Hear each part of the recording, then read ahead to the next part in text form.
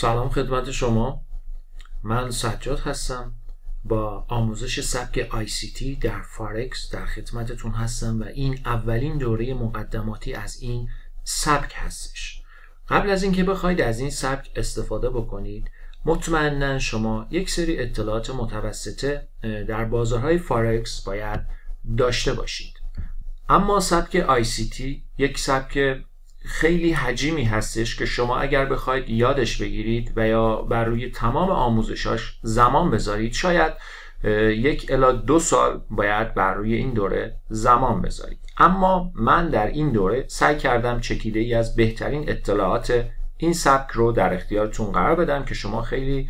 بهینه‌تر بتونید از این روش استفاده بکنید که شما نیاز به هیچ اندیکاتوری ندارید و نخواهید داشت. اندیکاتورهای مثل ایچیموکو و یا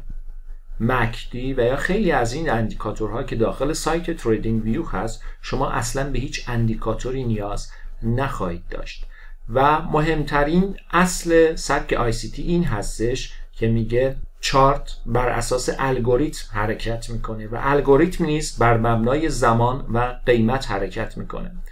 که در داخل چارت همه چیز بر اساس زمان و قیمت قابل مشاهده هستش و شما تنها با مشاهده چارت و یک سری اطلاعات تکنیکالی که اعمال میکنید میتونید از این سبک استفاده بکنید. و 2 شرط و یا 2 شرایط این سبک شامل برگشت روند به نقطه ورود شما هستش که بهش میگن اصطلاحاً Optimal Trade Entry و نیز پر کردن گپ و یا FVG هستش که اگر اطلاعاتی در مورد این 2 نکته که گفتم ندارید، هیچ گونه جای نگرانی نیست، چون در ادامه دوره من تمام این موارد رو خدمتتون اعلام میکنم.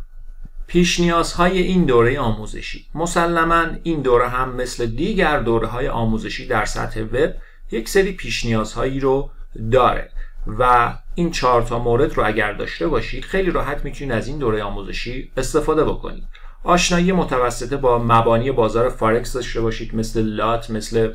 بای لیمیت، سل لیمیت و یا کار کردن با متا تریدر آشنایی داشته باشید. از این سبک معاملاتی میتونید در بازارهای شاخص‌ها، جفت ارزها، ارزهای دیجیتال هم میتونید استفاده بکنید. و نکته دیگه که هستش اینه که آشنایی متوسطه از سایت تریدینگ ویو داشته باشید، چون معاملاتمون رو ما اونجا تحلیل میکنیم در سایت تریدینگ ویو و سپس داخل متا تریدر میاییم و معاملاتمون رو باز میکنیم. اگر این 4 تا پیش نیاز رو داشته باشید، پس شما آماده شروع دوره آموزشی هستید.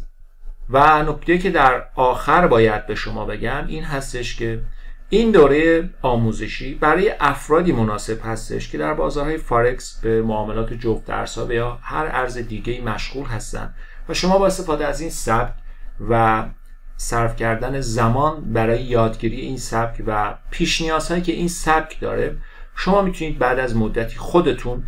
به چارت دیدگاه خیلی عالی داشته باشید و بتونید خودتون تحلیل بکنید، آنالیز بکنید و یا حتی وارد معاملات لایو بازار بشید. و در این سبک شما همیشه باید این رو لحاظ بکنید که در این سبک الگوریتم رکن اصلی معاملات شما هستش که الگوریتم از 2 مبحث مهم زمان و قیمت تبعیت میکنه و اگر شما این سبک رو و یا این چکیده ای از اطلاعات کاربردی این سبک ICT رو که من در این دوره آموزشی میخوام به شما ارائه بدم رعایت بکنید، یاد بگیرید، مطمئن باشید که علاوه بر این که شما میتونید سرمایه خودتون رو وارد معاملات فارکس بکنید، میتونید از پلتفرم ها هم استفاده بکنید و این سبک شما رو به درآمدهای سنگین در صنعت فارکس هدایت میکنه.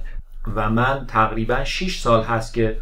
با این سبک آشنایی دارم و الان هم یاد میگیرم همیشه از این سبک، چون در اول این آموزش هم گفتم این سبک چیزی نیست که من بخوام بیام و در کمترین زمان مناسب به شما ارائه بدم، بلکه من چکیده از بهترین اطلاعات رو جمع کردم، اطلاعات کاربردی که شما میتونید از این سبک استفاده بکنید و تجربیات 6 ساله خودم رو و کار کردن با پلتفرم ها، پاس کردن چالش ها و یا معاملات لایو خودم رو در این دوره با شما به اشتراک خواهم گذاشت. اگر آماده هستید میریم به دوره آموزشی و دوره ICT رو به صورت جامع و کامل و کاربردی با همدیگه شروع میکنیم.